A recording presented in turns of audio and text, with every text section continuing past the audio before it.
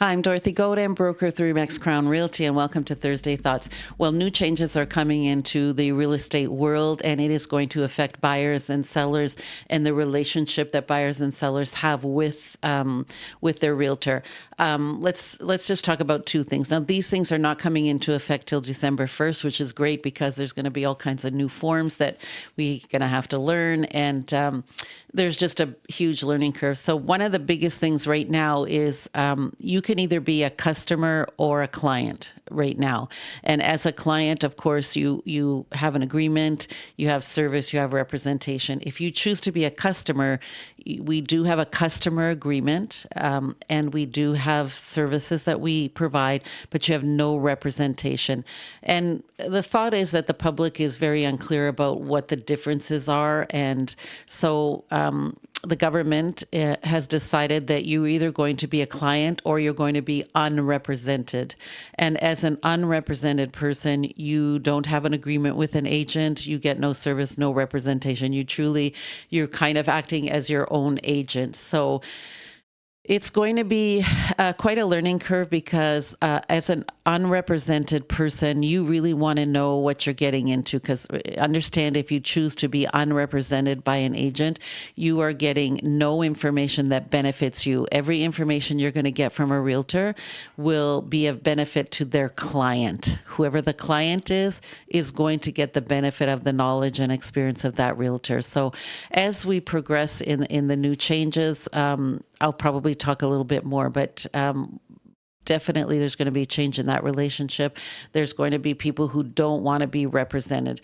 One of the things about being unrepresentative, if you choose to be unrepresented, so let's say I have a listing, I represent the seller, and you call me and you want to see that listing, and you decide that you don't want representation, which is fine. I can actually show you that house, but I cannot say to you, let me show you other houses that are similar. I can only show you that house. And if you want me to show you other houses or give you information that benefits you, then you have to become a client. And you want to be really, really careful as unrepresented. I can give you comparables, I can give you information, but make sure you understand that everything I give you is to the benefit of my client, whoever my client is. So we'll talk more about that as we get more information about how it's going to actually work in reality. The other big issue is going to be that the seller will have the right to disclose to all the buyers contents of an offer. So in a multiple, let's say there's 5 offers coming in. The seller will let everyone know that, by the way, you're bringing in an offer.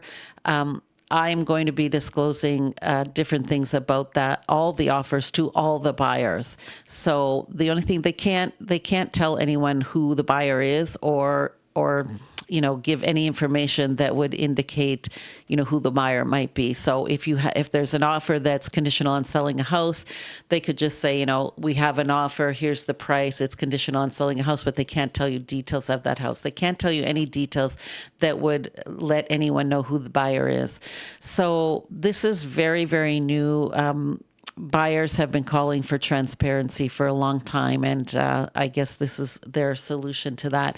One of the things I read, and I'm not sure how it's going to pan out, so the seller has to, in writing, tell everyone, all the buyers, that, listen, we are going to be sharing the contents of all of the offers.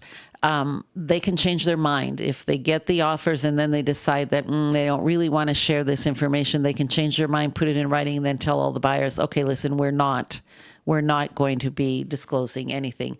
It's unclear where the buyer stands with this. There was mentioned that, the buyer could put a clause in their offer, but they didn't go into what that clause is. So my question to Rico is, if you have a buyer who says, no, under no circumstances do I want any information on my offer told to anyone, what happens in that situation? We're not really sure. We haven't been given clear instructions there, but just know that as of December 1st, sellers can decide if they share information. So this is going to be a huge change.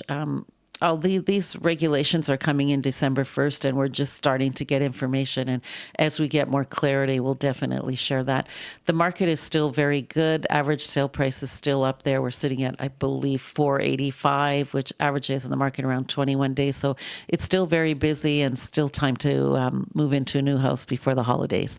Hope you have a great week. As always, you can reach me at Dorothy Godin at remax.net or 705-561-2360. See you next week.